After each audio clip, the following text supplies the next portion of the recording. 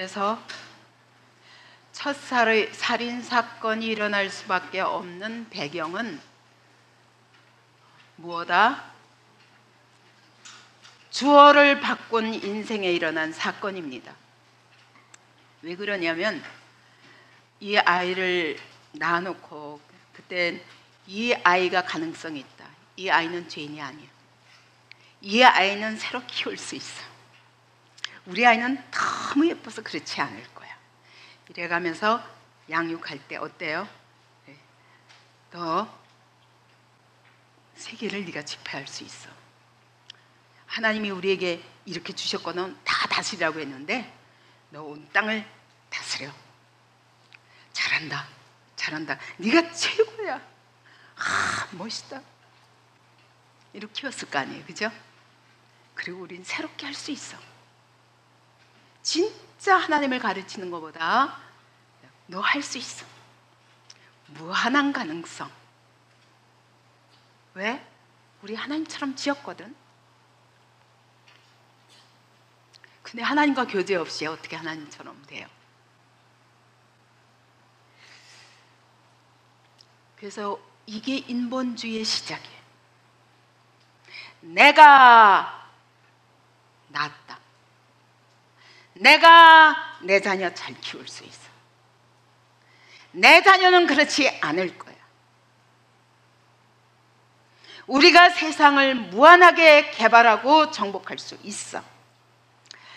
하나님께로부터 비록 쫓겨났지만 그러나 우리가 우리 나름대로 여기에 천국 같은 세상을 만들자. 사실 여러분 솔직히 말하면 다 이렇게 하고 살잖아요. 내가 왕이야. 하나님도 안 계신데 내가 왕이야. 하나님을 불러도 잊어버리는 거죠. 하나님이 실제하신 하나님이기 때문에 그분과 나와의 관계를 가지고 보다 이름만 부르지만 사실은 주권은 누구에게 있다? 내게 있다. 이게 인본주의예요. 이게 인본주의의 시작이에요. 인본주의 교육학으로 가르치면 어떻게 되냐? 자녀가 넌 잘해. 정말 멋있다. 너 와 그래 괜찮아. 네가 최고야. 남한테 맞고 다니지 마. 어디 가든지 1등 해야지. 그죠? 다 우리 그러잖아요. 그렇게 키운 결과 어떻게 됐냐? 내가 왕이에요. 부모도 안 보여요. 그게 인본주의 교육 아니에요. 네가 최고야. 1등 해야 돼. 최고 좋은 학교. 학벌이 너무 중요해. 몇 등이냐가 너무 중요해. 최고로 좋은 직장. 최고, 최고, 최고, 최고. 이렇게 키운 결과 이름도 이렇게 지었어요. 어떻게 지었냐면 카인이 무슨 뜻이냐면요.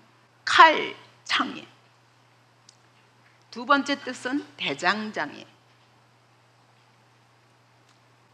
그 다음에 세 번째 뜻은 원어로 보면 이게 카니티. 그런데 이 앞에 카니티라는 말은 카나에서 온 말이거든요. 카나나 카인이나 같은 어원이에요. 그러니까 어떻게 키웠냐면 자, 철과 무기로 온 세상을 정복해. 너의 지혜와 너의 능력 가지고 우리 살기 좋은 세상 만들어보자. 온 인류가 한때 이런 도취에 빠져가지고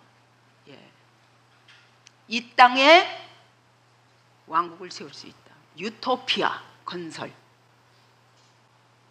19세기 전까지도 그 꿈에 부풀어 있었죠. 산업혁명 한번 해놓고 와 경제구조로 온 세상을 유토피아로 만들 수 있어. 인본주의로 유토피아를 만들자 이랬어요. 그때 일어난 게 뭐예요? 2차례 세계대전. 깜짝 놀란 거예요. 인간의 이 문명과 학문의 발달을 통해서 온 세상을 살기 좋은 나라로 만들어서 우리가 이 땅에 유토피아를 건설할 수 있다 이렇게 부르짖었던 그것이 불과 수십 년 만에 2차례의 전쟁을 이 세계대전을 통해서 인간이 얼마나 잔혹한가. 그 발달된 문명을 가지고 어떻게 총과 칼로 수많은 인구들을 죽일 수 있는가. 그것으로 어떻게 핵폭탄을 만들어서 한 방에 온 땅을 다 망하게 할 수 있는가. 아직도 그것 때문에 계속 위협 속에 살고 있지 않습니까? 이게 인본주의의 결과예요.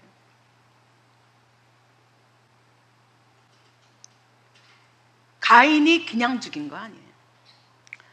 아예 너가 최고야, 너는 왕이야, 넌 다스릴 수 있어, 누구한테도 지지 마, 너 첫째잖아, 이렇게 키웠어요. 다스릴 수 없는, 부모도 다스릴 수 없는, 하나님도 다스릴 수 없는 인간이 되어버린 거예요. 그러고 나서 아담과 하와가 낭망했겠죠. 그래서 지은 두 번째 아들의 이름이 뭐냐? 여기 아벨이라고 그랬는데 이게 히브리어로는 헤벨이에요. 헤벨이 뭐냐? 무슨 뜻이냐? 공허, 안개, 헛됨, 이런 뜻이에요. 철과 칼로 온 세상을, 창으로 온 세상을 제패해서 여기에 왕국을 세우려 했었는데 결국 그것이 얼마나 무서운 결과를 가져오는지 아담과 하와가 철저히 깨닫고 둘째 이름을 지었는데, 이게 진짜 둘째인지 아니면 다 많은 자녀들이 있었는데 이 아들이 하나님의 자녀이기 때문에 이렇게 그랬을 확률이 많죠. 그러나 아무튼 하나님은 성경에 그 아담이 낳은 수많은 사람들에 관심이 없다니까요. 오직 하나님의 사람이냐 아니냐. 그래서 가인도 뱀의 후손의 대표일 뿐이에요.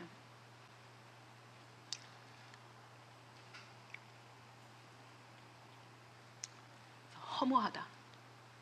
정말 안개 같은 인생이구나. 너무 실망이 큰 거예요. 이 아나무인의 아들 다스릴 성격이 사람이 없어요. 바로 그 인본주의가 가인 같은 인간을 만났다면 아벨을 짓고 나서는 헤벨이라는 이름을 만들 만큼 인생의 허무함과 아무것도 할 수 없구나 깨달은 거예요. 천사가 아니었구나, 날 때부터 의인이 아니구나 깨닫고 나니까 그 다음에는 어떻게 했겠어요? 오직 죄를 가리키며 하나님께 가까이 나아가는 법을 가르쳤겠죠. 그게 아벨이에요. 그래서 하나님 없이도 잘 살 수 있다는 결과가 어떻게 무서운, 한 가정도 이 무서운 파괴를 가져왔는가. 그것이 바로 이 사건이라면, 그러면 왜 죽였냐? 그러면 왜 가인이 아벨을 죽이게 되었나? 그게 이제 제사 사건 아닙니까? 살인의 원인이 된 거예요. 뭐가? 예배가. 우리가 예배를 똑같이 드리고 어떤 사람은 분을 내고 끝낼 수도 있고 어떤 사람은 은혜로 하나님 앞에 납작 엎드려 하나님의 주권 앞에 복종하며 하나님의 은혜를 받을 수도 있어요. 그러나 예배 때문에 오히려 화가 나서 견딜 수 없어 더 이상 이렇게 될 수도 있어요.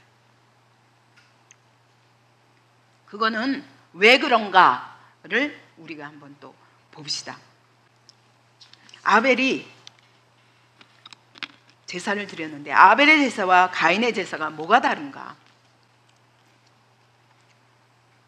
이것도 원어를 통하지 않으면 정확하게 우리가 알기가 어려워요. 그래서 이것이 그냥 믿음으로 드렸다. 그러니까 히브리서에 그러니까 믿음으로 드렸다. 그럼 믿음으로 드린다는 게 뭘까?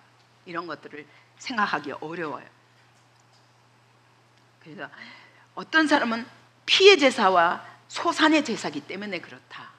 근데 사실은 그것도 문제가 안 되는 것은, 여러분, 아무리 소산의 예배도 있어요. 물론 소산을 드려도 반드시 피의 제사가 동반돼야 돼요. 그러면 사람들이 이러죠. 그럼 농사 지었는데 어떻게 피의 제사를 드립니까? 사실 피의 제사가 필요한 줄 알았으면 아벨에게서 양을 얻어다가 드릴 수도 있었고, 아벨과 함께 피의 제사를 드릴 수도 있었어요. 네, 그런 게 근본적인 문제가 아니라 문제는 자세히 있었어요. 그래서 오늘 본문에 보면 여기서 가인이 세월이 지난 후에 그랬거든요. 여기서도 또 와우가 들어가요. 3절에서. 그렇게 한 후에, 그리고 세월이 지났어요. 얼마나 지났냐?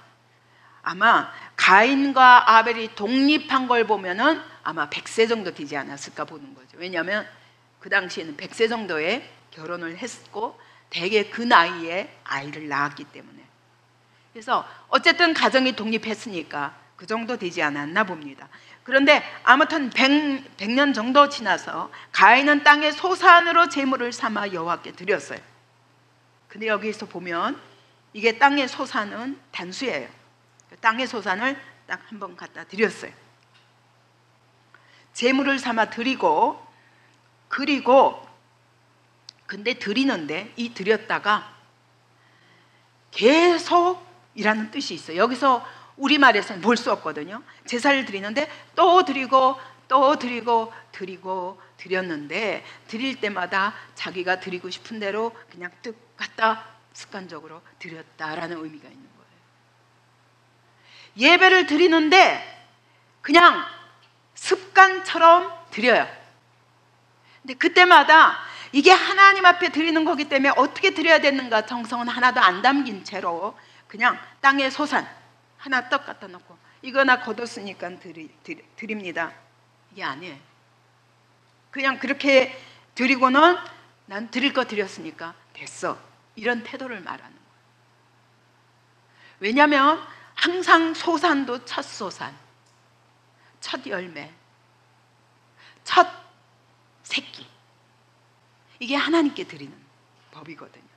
근데 상관없어, 내가 드리고 싶을 때 내 마음대로 이거 드렸어요 하는 거예요. 그게 이게 원어를 통하지 않으면 그게 안 나타나는 거예요. 그래서 계속 드리는데 늘 습관처럼 자기가 하고 싶은 대로 드린 거예요. 그러니까 가인의 주인이 누구예요? 누구? 나. 그래서 그게 언제까지도 예배 드릴 때도 나예요. 예물을 드리는데도 하나님의 기준이 아니라 나라고요. 그렇기 때문에 내가 드리고 싶은 만큼 드렸고 내가 이해가는 것만큼 한다니까요. 그 다음에 이해 안 가니까 안 해요 라는 태도라는 거죠. 그래서 여기서 중요한 거는요, 예배자의 태도를 얘기하는 것입니다, 이 부분에서. 그런데 그거에 비하면 그리고 헤벨 이랬어요. 그러니까 아벨은 그랬지만 여기에 또 그리고가 있어요. 가인은 이렇게 하는 동시에 아벨은 어떻게 했냐? 자기도 양의 첫 새끼와, 근데 이 첫 새끼를 단수로 드린 게 아니에요. 복수예요. 여기서 첫 새끼마다 가져가는 거예요. 그게 양이든지 소든지 염소든지 간에 첫 새끼마다 가져가는 거예요. 이 복수의 의미예요. 소산을 사실 얼마나 많이 낳겠어요. 첫 소산도 있었고 그 다음에 계속 날 거 아니에요. 근데 한번 띡 드리고 그만이죠. 근데 그 짓을 계속 했다는 거죠. 왜요? 내가 하고 싶은 만큼, 내가 이해가는 만큼, 뭐 그렇게까지 해야 돼? 내게는 은혜를 안 주셔서 제가 못한다니까 난 여기까지만, 더 이상 요구하지 마세요, 이런 태도인 거죠. 그러니까 하나님이 그를 받으실 수가 없었어요. 아벨은 자기도 양의 첫 새끼들을 드리고 그 기름들을 드렸더라. 전부 복수예요. 그는 첫 새끼마다 그 첫 새끼의 기름을 드리고 또 그다음 첫 새끼마다 또 드리고 그거의 기름들도 드리고 하나님이 말씀하신 그대로 자기가 가진 모든 정성을 다해서 하나님의 기준에 따라서 예배를 드린 거예요. 그걸 한결같이 그렇게 했어요. 그러니까 여기서 여호와께서 그 다음에 아벨과 그의 제물은 받으셨으나 이랬거든요. 여기서도 이게 하나님은 계속 받으셨어요. 아벨의 제사는 여기서 계속이라는 이 와우가 들어가요. 계속 받으셨어요. 아벨이 첫 새끼와 그 기름들을 가져갈 때마다 받으셨어요. 그런데 가인과 그의 제물은 받지 아니하신지라. 근데 받지 아니하신지라 이게요, 여기서는 단수예요. 한 번 딱 거절하시고 끝이. 왜요? 이런 자세로 드리는 건 내가 안 받아. 근데 이걸 받으셨는지 안 받으셨는지 어떻게 알아요? 예? 어떻게 알아요? 어떻게 알아요, 여러분? 여러분이 내가 예배를 드리고 기도를 드릴 때 하나님 받으셨다, 안 받으셨다, 어떻게 알아요? 하나님이 내가 받았다 이렇게 말씀해 주세요. 진짜 이걸 경험하면 누가 아냐? 내가 알아요. 내가. 왜냐하면 하나님이 받으신 예배는 내가 변했어요. 내가 전심으로 드렸고 전심으로 드린 그것을 주님이 기뻐하신다는 걸 내가 알기 때문에 기쁨이 있어요. 기뻐요. 참 미안해요. 하나님의 기쁨은 반드시 전달돼요.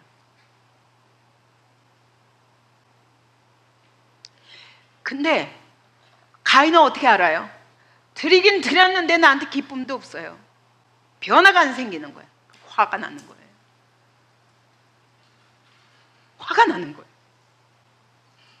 뭐야, 내가 드렸는데 쟤는 저렇게 기뻐하고 쟤는 기뻐하면서 하나님을 찬양하는데 난 기분이 더 나빠. 이게 안 받으신 거예요.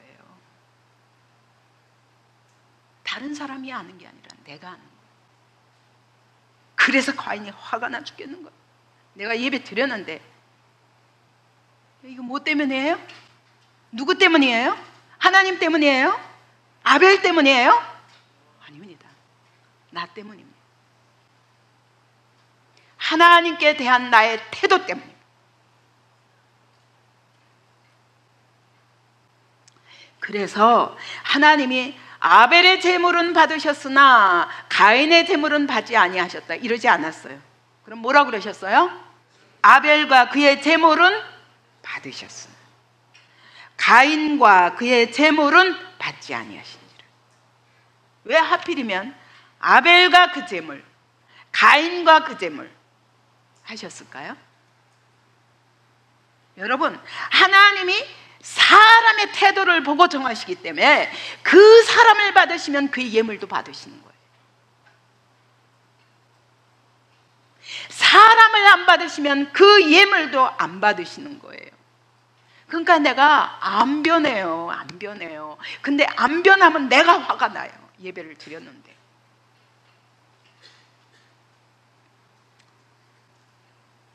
그래서 예배를 드린 후에 그냥 막 안색이 변해버렸어요. 막 너무 화가 나가지고 몹시 분하여. 그랬더니 하나님 뭐라고 말씀하십니까? 내가 선을 행하면 어찌 낯을 들지 못하겠느냐라고 말씀하세요. 이게 무슨 말이냐? 이 선이 뭐냐? 선이 뭐냐? 하나님의 방법대로 했는데 하나님이 안 받으셨으면 어떻게 해요? 하나님 안 받으시나? 뭐가 문제지? 뭐가 문제지? 하나님 제재가 문제입니까? 그리고 하나는 안 나요. 왜냐하면 하나님 앞에서 했기 때문에. 그럼 하나님 뭐가 더 부족한가요? 이렇게 되죠, 그죠? 진짜 하나님의 뜻대로 행하기를 소원했더라면 하나님께 예배 드린다는 의식을 가지고 하나님을 기쁘시게 하고자 하는 것이 그의 중심이었다면 그는 자기에게 은혜가 안 임할 때 하나님 어떻게 제가 뭐가 문제가 있습니까? 그렇게 돼야 안 그래요? 여러분 경험 한번 비춰보세요. 그렇습니까? 안 그렇습니까? 예. 근데 내가 하지 않았는데 안 받아진 건 더 화가 나요. 내가. 그래서 하나님이 나를 안 받으신다는 그 분노가 있는데 나를 왜 안 받으시는지를 알아야 돼. 그죠? 그거는 나의 뜻. 하나님은 우리의 예물보다 더 기뻐하시는 건 내 마음이에요. 하나님이 우리에게 받기 원하시는 것은 내 마음을 받으셔야 내가 드리는 모든 예물을 받으셔요. 기쁘게. 그죠? 그래서 하나님 꼭 마음을 확인하세요. 예를 들면 여러분 부부관계에서 한번 비교해 봅시다. 남편이 맨날 돈 벌어가지고 옷도 자 사 입어, 돈 띡 주고, 그리고 또 이것도 주고 이것도 주고, 주지만 남편이 마음을 주는가 안 주는가 알아요 몰라요? 남편의 마음이 딴 여자에게 있어. 알아요 몰라요? 알아요. 아내의 마음이 진짜 남편을 사랑해서 하는 것인지, 아니면 이 남편 어쩔 수 없으니까 내가 열심히 밥도 해줘, 청소도 해, 빨래도 해요. 그러나 당신은 당신, 나는 나. 그러면 화나요 안 나요? 밥 해줬으니까 됐어 이래요? 옷 빨아줬으니까 됐어, 나한테는 파출부만 필요할 뿐이야, 그런 남자 있어요? 없잖아요. 하나님도 똑같아요. 우리가 하나님의 형상대로 지음받았기 때문에 그 하나님의 마음이나 우리의 마음이나 똑같아요. 사실 하나님도 우리가 아무리 예배를 드리는 것 같이 몸도 드리고 하지만 생각이 딴 데 있고, 하나님이 무슨 말씀을 하셔도 받을 수 없는 마음일 때 하나님이 받으실 수가 없어요. 아내 마음이 딴 데 있다는 거 아시는 거예요. 그래서 호세아서고 모든 선지자에서 이 가늠한 여인들아, 이 음란한 여인아, 내가 너를 어떻게 사랑하는데 네가 다른 남자를 연애할 수 있냐? 내가 삶과 양과 기름은 다 내가 주었거늘 네가 다른 남자를 쫓아가서 연애하는도다. 와, 저는 성경에서 하나님이 그 부부관계의 그 사랑으로, 남녀의 사랑으로 하나님 비교하시면서 우리를 항상 신부라고 그랬어요. 나의 신부, 나의 기쁨, 뷰라, 헵시바, 이렇게 말씀해요. 그 얘기는 뭐냐? 우리에게 순종을 마냥 강요하시는 분이 아니에요. 네가 정말 사랑해서 순종하는 거야? 아니야? 알고 싶어요. 왜요? 하나님의 목표는 사랑의 관계지 기계 같은 순종을 원치 않으시기 때문이죠. 그래서 우리의 마음의 중심을 끊임없이 확인하고 싶으셔요. 그게 뭐냐? 예배드리는 태도라는 거죠. 그래서 하나님 말씀하세요. 네가 선을 행하면 어찌 낯을 들지 못하겠느냐. 이게 무슨 말이냐면 원어로 말하면 이거예요. 의기양양하고 당당하다는 거예요. 내가 선을 행하는데 누가 오해하잖아요. 내가 정직하게 진짜 남편을 사랑하는데 남편이 자꾸 오해해요. 그러면 여러분 화가 나요? 화가 나는 것보다 왜 못 믿지? 어떻게 하면 남편이 더 믿을까? 라고 하지 않겠어요? 그죠? 여러분, 우리가 진짜 하나님을 사랑하면 예배 드리는데 은혜가 안 임하면 하나님, 저 어떻게 해야 돼요? 전 주님께 더 가까이 가고 싶어요. 제게 더 가까이 오셔서 말씀해 주세요. 듣고 싶은데 하나님 안 들려요. 안 들려요. 그러지 않겠냐? 근데 네가 왜 분을 내는 거야? 네가 분을 내는 자체가 네가 하나님께 마음이 없다는 얘기예요. 네가 주인 되어서 하나님을 네 뜻대로 바꾸려고 하기 때문에 네가 은혜 못 받는 거야 라고 말씀하시는 거예요. 이게 그 뜻이에요. 선을 행하면 어찌 낯을 들지 못하겠느냐. 너 왜 얼굴 못 들고 왜 화를 내? 화내는 사람이요 눈 똑바로 쳐다볼 수 있어요? 막 그냥 너무 화가 나서 눈도 볼 수가 아무것도 안 보여. 눈에 보이는 게 없어요. 그죠? 이런 상태를 말하는 거죠. 가인이 그런 상태에 다다랐습니다. 그래서 하나님이 그 다음 하시는 말씀이 뭐냐면 딱 그 마음을 아시고 너는 죄를 다스릴지니라. 죄는 문에 항상 엎드려 있어. 내가 문만 열면 그냥 확 덤벼들어. 근데 죄를 다스릴 수 있다는 거. 죄를 다스릴 수 있다는 거. 어떻게 다스려요? 여러분, 죄를 어떻게 다스립니까? 응? 여러분, 이래서 안 다스려지는 거야, 자기 마음이. 말씀으로. 무슨 말씀? 하나님의 말씀은 어떤 말씀으로?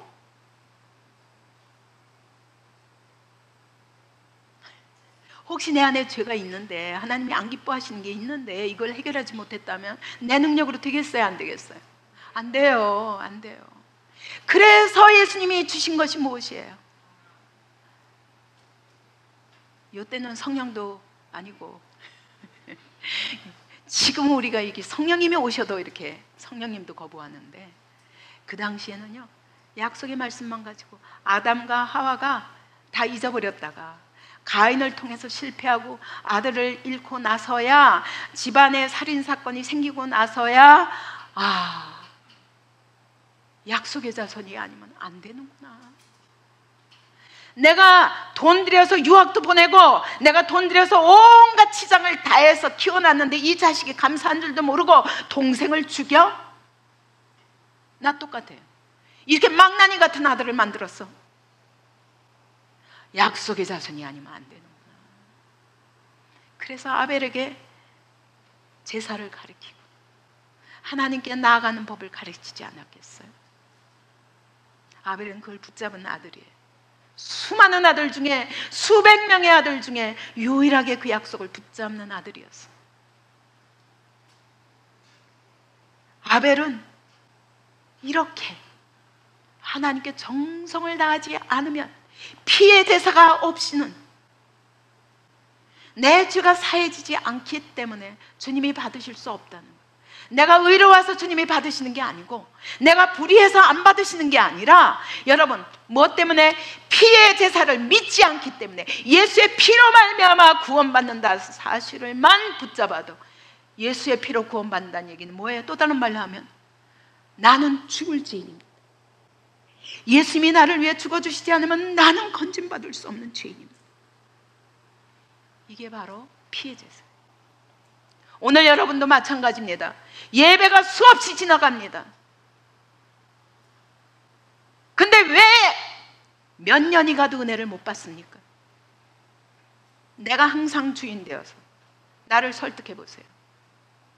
당신이 내게 은혜를 주시면 안 그러지. 은혜를 안 주시는 건 당신이지 내가 아니라고요. 나 받기 원한다니까요. 받기 원하는 것과 무엇을 위해서 받는가는 다른 거예요. 내가 진짜 하나님의 영광을 위한다면 하나님 앞에 그 주권 앞에 엎드리는 것부터 시작해야 돼. 주님이 은혜 주시지 않으면 저는 이 자리에서 헤어나올 수 없습니다. 예수의 피가 아니면 저는 살 수가 없습니다. 우리가 잘못된 자리에 있다는 사실을 깨닫는 순간 예수의 피를 붙잡는데 예수의 피로 말미암아 저를 씻어주옵소서. 이게 아벨의 제사예요. 그래서 히브리서 11장 4절을 보십시오. 히브리서 11장 4절 보면 믿음으로 아벨은 가인보다 더 나은 제사를 하나님께 드림으로 의로운 자라 하시는 증거를 얻었으니 하나님이 그 예물에 대하여 증언하심이라. 이걸 예물을 받으심으로 너는 의롭다라고 하셨다는 거예요. 다시 말하면 여러분 오늘 우리에게는 그분이 예물을 어떻게 받으신다고요? 어떻게 받으신다고요? 내가 예수의 피를 들고 나가서 예수의 피가 아니면 나는 의로울 수 없습니다. 주님, 저는 죄인입니다. 저를 고쳐주시옵소서. 저를 변화시켜 주시옵소서. 내가 주께 엎드리겠나이다. 나는 주의 종입니다. 저를 통치하여 주옵소서. 주님 말씀하옵소서. 내가 순종하겠나이다. 할 때 하나님이 의로운 자라 하시는 증거를 주신 거예요. 너무 간단해요. 우리가 하나님께 은혜 받고 의로운 자라 칭찬받고 하나님이 나의 예배를 바꾸시는 것은 무엇으로 말미암아? 믿음. 어떤 믿음? 나는 죄인입니다. 예수의 피가 아니면 건짐받을 수 없는 죄인입니다. 저를 고쳐 주시옵소서. 이게 받으시는 유일한 조건. 그때 하나님이 고치시는 거예요. 그래서 예배 드리고 나면 내가 변해 있어요. 내가 가기 전에는 무거운 마음으로 갔어요. 소망도 없어. 내가 이 문제를 어떻게 해결해? 나는 못해요. 하나님 편에 나가서 저 좀 하나님 고쳐주세요 할 때 하나님이 예배를 드리고 나서 알 수 없는, 나는 죄인입니다 인정하지 않고는 그 예배의 모든 말씀을 받을 수가 없어요. 그죠? 기본이 그래요. 그렇기 때문에 죄에 대해서 부인하는 한 여러분 은혜가 없어요. 가짜 은혜일 수 있어요. 내가 내 맛에 입맛에 맞을 때는 기쁜데 내 입맛에 안 맞을 적에는 화가 나는 예배가 돼요. 하나님이 받으신 건 딱 한 가지. 저는 죄인입니다. 저를 고쳐주세요. 하나님을 고치려 하지 말고 나를 고쳐주옵소서. 이럴 때 그 순간 하늘 문이 열려요. 전 이걸 많이 경험했어요. 예를 들면 제가 암으로 이미 사형 선고 받았었잖아요. 그랬는데 하나님이 또 복음을 전하니 삶을 사니까 계속 연장되는 거예요. 연장은 되는데 홍콩에서 몇 년 살다가 서울로 돌아왔는데 하나님은 신학교 가라고 말씀하셔서 신학교 딱 청강까지, 왜냐하면 그 몸으로는 도저히 공부도 할 수 없는 사정에서 하나님이 네가 먼저 순종하면 내가 책임질게 그러셨기 때문에 일단 그랬어요. 그런데도 계속 또 이번에는 무슨 암이다 그래서 또 병원에 실려가고 병원에 또 실려갔어요. 그게 한두 번이 아니라 여러 번 반복되다 보니까 그 기쁨, 저는 암에 걸려서 3, 4개월 이상 못 살지 모르겠다, 보장할 수 없다 라고까지 그런 말을 듣고도 그 죽음이 두렵지 않았던 사람이 이게 몇 년이 되다 보니 제가 지치더라고요. 거기다가 신학을 하라고 그래서 신학교 가긴 가는데 그것도 다 들을 수 없어서 5과목만 듣고 있는데 그것도 감당을 못해서 끊임없이 병원에 실려가는. 그럼 하나님 책임져 주신다고 했는데 왜 책임 안 지셔요 하나님? 그러다가 그것도 지나가지고 그냥 하나님 데려가옵소서. 저가 없어도 하나님 나라는 세워지니까 이렇게 고달프게 사느니 하나님 못 견디겠어요 라는 자리에 이르렀어요. 그래서 또 병원에 실려가서 이번엔 저보고 위암 같다요. 그래서 검진하자고 그래가지고 또 이제 입원해가지고 그리고 검사 절차를 받는데, 그러고 병원에 딱 들어가면요 이게 한두 번이 아니라 여러 번 그런 일이 있다 보니까 낙심이 되더라고요. 감사가 하루아침에 없어지더라고요. 그래서 그래도 이제 침대에 가면, 병원 침대에 가면 딱 일단 무릎 꿇고 침대에 무릎 꿇고 앉습니다. 그리고 기도합니다. 하나님, 제 생명을 맡깁니다. 살든지 죽든지 주 뜻대로 하시옵소서. 근데 주님, 제가 감사가 안 되네요. 이랬어요. 제가 감사할 수가 없어요. 저 감사할 수 있게 해주세요. 그랬어요. 그랬더니 하나님이 이렇게 그러기 전에 하나님, 내가 죽는 날까지, 주님 앞에 가는 날까지 영광 받으시옵소서. 어차피 제가 죽기로 작정하고 근데 벌써 몇 년 살았으니까 하나님 이제 데려가셔도 괜찮습니다. 근데 마지막까지 주님께 영광을 돌리며 가고 싶은데 계속 이렇게 아프니까 저를 보고 사람들이 저 사람이 저렇게 고난받는 거 보니까, 하나님을 저렇게 사랑하는 사람이 고난받는 거 보니까 너무 하나님께 사랑받아도 안 되겠구나 라고 하는 말까지 듣게 됐어요. 라고 얘기하는데 하나님이 감사로 제사를 드리는 자가 나를 영화롭게 하나니 라고 말씀하시는 거예요. 내 행위를 옳게 하는 자에게 내가 하나님의 구원을 보이리라. 깜짝 놀래가지고요, 내가 그럼 영광을 어떻게 돌린다고? 감사로 돌리는구나. 그러면 무조건 감사하겠습니다. 하나님, 제가 감사하겠습니다. 저를 감사하게 해주세요. 그렇게 기도했어요. 그게 하나님께 영광 돌리는 길이라. 내가 지금 할 수 있는 일은 이 자리에서 감사하는 게 전부거든요. 근데 하나님은 안 돼요, 내 마음이. 그러니까 저를 감사하게 해주세요. 이렇게 하자마자 그 시간에 갑자기 하늘문이 팡 열리듯이 하나님이 내 가슴에 뱃속에서부터 갑자기 감사가 올라오는 거예요. 이거는 내가 내 마음을 만든 게 아니에요. 내가 내 의지로 한 게 아니라 감사하겠습니다. 감사하도록, 뱃속에서부터 감사하도록 저를 붙들어 주세요 라고 하자마자 갑자기 물 밀듯이 뱃속에서부터 감사가 올라오는 거예요. 너무 깜짝 놀랐어요. 그래서 그때부터 감사합니다. 무조건 감사합니다.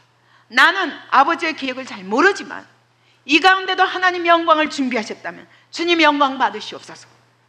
감사하기로 결정했어요. 그때부터 근심이 싹 사라졌어요. 갑자기 온데간데 없은 거예요. 그날 밤에 주님이 저를 찾아오셨어요. 제 침대맡에 찾아오셨어요. 그리고 나는 안 보여요, 그분이. 근데 환한 빛으로 제 이 부위를, 여기 배 부위를 완전히 빛으로 덮으셨어요. 아, 주님이 오셨구나. 그렇게만 생각했어요. 그 다음날 검사하는데 아니다. 암이 아니다. 여러분, 이게 하나님과 나와의 관계예요. 우리가 주님 무조건 감사하라 하셨으니 감사하겠습니다. 그때 하나님이 갑자기 나를 바꾸시는 거예요. 내 마음을 바꾸시는 거예요. 이게 예배예요. 그렇기 때문에 예배에는 뭐밖에 없습니까? 전적 복종밖에 없습니다. 하나님, 저를 받으소서. 나는 주의 종입니다. 주님의 소유입니다. 주님의 통치를 받겠나이다. 그래서 여러분, 결국은 가인을 받으실 수 없으셨던 것은 그가 절대로 주권을 하나님께 돌리지 않고 내가 붙잡고 있기 때문이에요. 내가 주인 되어서 내가 하는 방법대로, 내 방법대로 하나님이 나를 받아주시길 원하세요. 하나님이 속으십니까? 안 속으시죠. 그래서 겸손이 최고라는 거예요. 너희 자신을 낮추어라. 능하신 그의 손 아래서 너희를 낮추라. 그리하면 그가 높이시리라. 이게 하나님의 방법이에요. 근데 아벨이 이걸 알았던 거예요. 철저히 주인이 하나님이에요. 나는 그분의 종이에요. 그분 없이는 살 수 없어요. 그분의 은혜 없이 살 수 없어요. 나는 죄인이에요. 그러나 누군가 이후로 메시아가 오셔서 내 대신 피를 흘려주심으로 내 죄를 덮어주시겠다는 약속 때문에 오늘 하나님 앞에 내가 나갈 수 있습니다. 이게 바로 아벨의 믿음이었어요.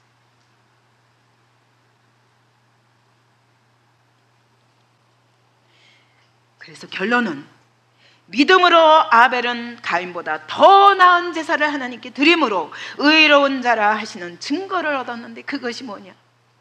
항상 기쁜 거예요. 근데 하나님이 가인의 것을 안 봐셨던 것은 뭐냐? 내가 안 변하는 거예요. 근데 안 변하는 것도 화가 나. 내가 여전히 주권을 잡고 있기 때문이라는 걸 생각하지 못하고 하나님이 내게 은혜를 안 주셨다고 생각하니까 화가 나. 내가 드렸는데. 우리 예배도 둘 중에 하나입니다. 오늘 우리가 똑같이 예배 드리고 있지만 여러분, 하나님이 받으시는 예배가 있고 받지 않으시는 예배가 있는데 어떻게 받으시고 어떻게 안 받으시냐. 예물이 많기 때문에. 그거보다 더 중요한 건 하나님이 사실 마음의 중심이 없으면 어떻게 많이 드릴 수 있겠어요. 그죠? 그런데 주권이 안 바뀌는 거예요. 주권이 안 바뀌는 한 여러분은 예배를 수십 년을 다녀도 늘 그 자리에 있을 수 있어요.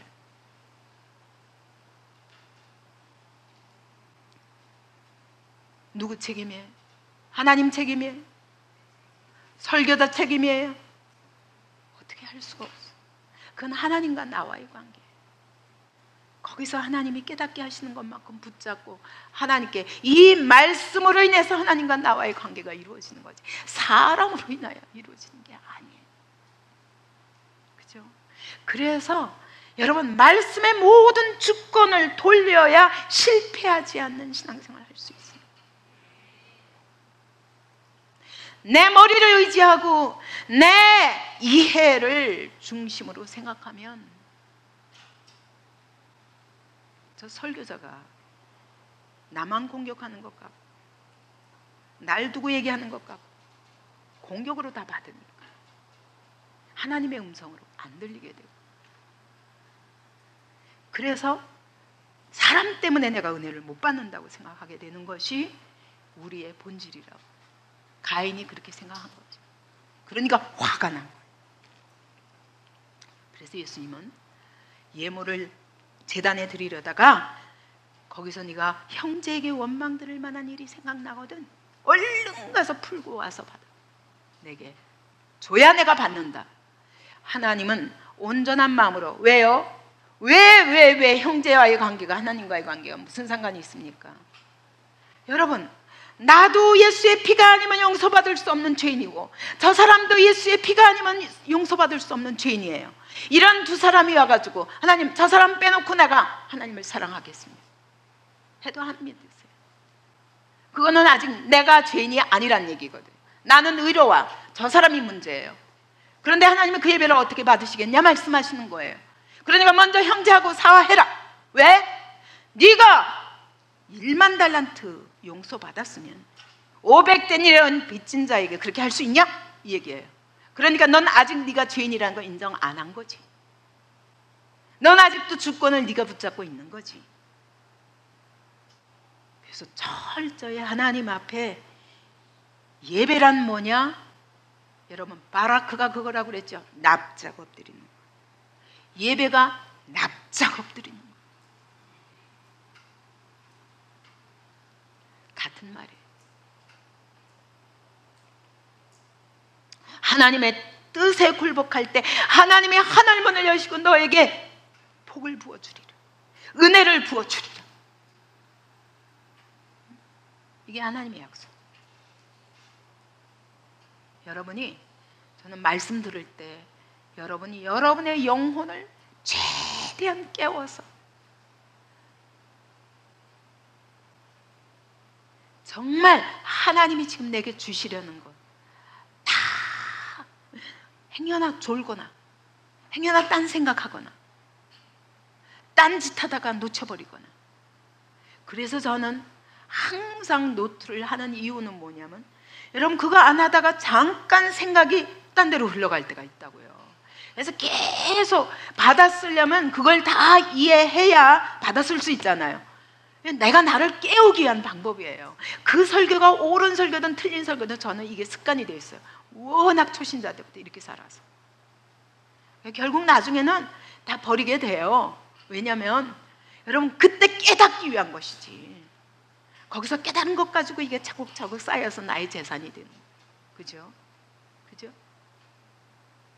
여러분, 하나님의 은혜 앞에 이런 욕심을 가져야 돼요.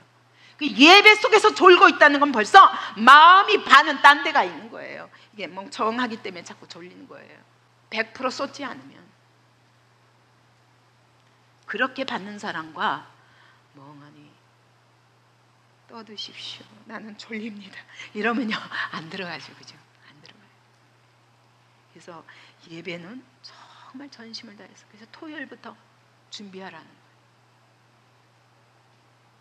우리가 얼마나 부패하기 쉽고 얼마나 딴 길로 가기 쉬운다는지. 내 마음이 흘러서 어디로 흘러갔는지 몰라요. 잠깐 그런 동안에 단어도 놓치고 막 다 놓쳐요. 저는 이걸 안 하기 위해서 쓰는 연습을 한 거예요.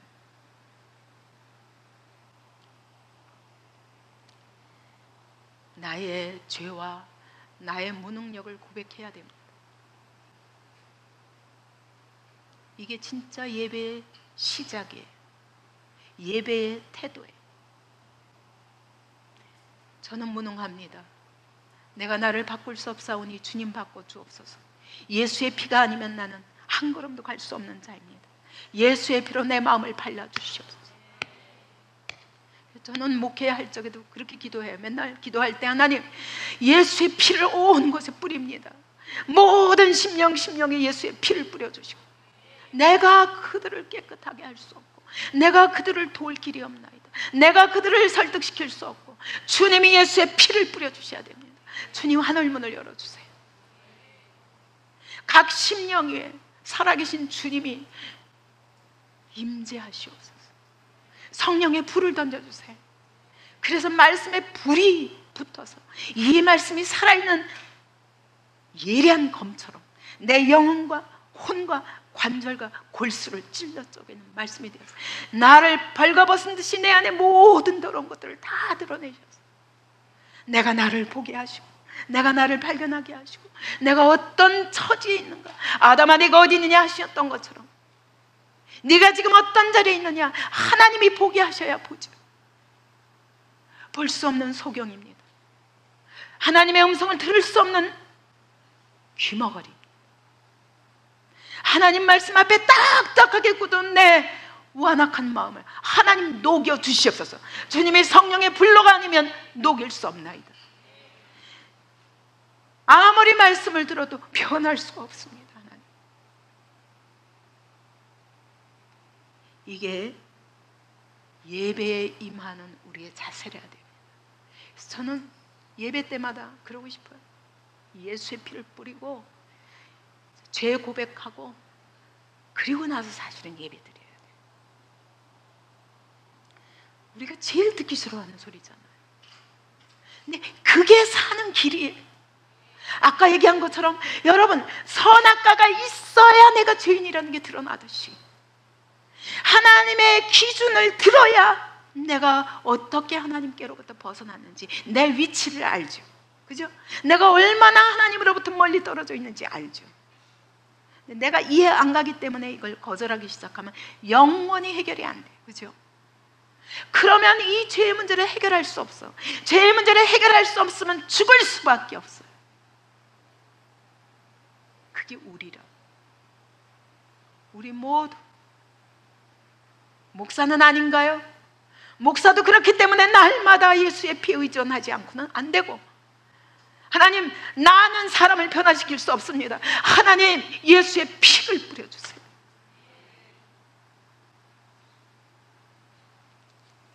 피밖에 답이 없다는 거예요. 왜? 생명이 피에 있습니다. 그러므로 피 흘림이 없이는 죄사함이 없느니라. 피의 제사가 아니면 죄사함이 없느니라. 내가 아니라 내가 죽을 수밖에 없는 자인데 예수님이 나 대신 죽으셨으므로 오늘 내가 그 피를 들고 나아갈 수 있습니다. 예수님이 나를 위해서 피 흘려 죽으셨으면 오늘 내가 사는 것은 내가 아닙니다. 그때 예수님이 죽으신 것은 내가 죽은 것과 같습니다. 그러므로 나는 죽었습니다. 하나님 말씀하옵소서. 죽은 자가 무슨 말이 많겠어? 무슨 말씀이시대? 순종하겠나요? 이게 하나님이 기뻐 받으시네요. 우리 더비 성도들이 모두 이런 마음으로 예배드리시기 바랍니다. 우리 주님이 예배드릴 때마다 여러분의 심령에 이 하나님의 놀라운 십자가의 사랑을 깨닫게 하셔서 감사와 감격으로 여러분의 영혼에 넘치도록 은혜를 부어 주시기를 기도합니다.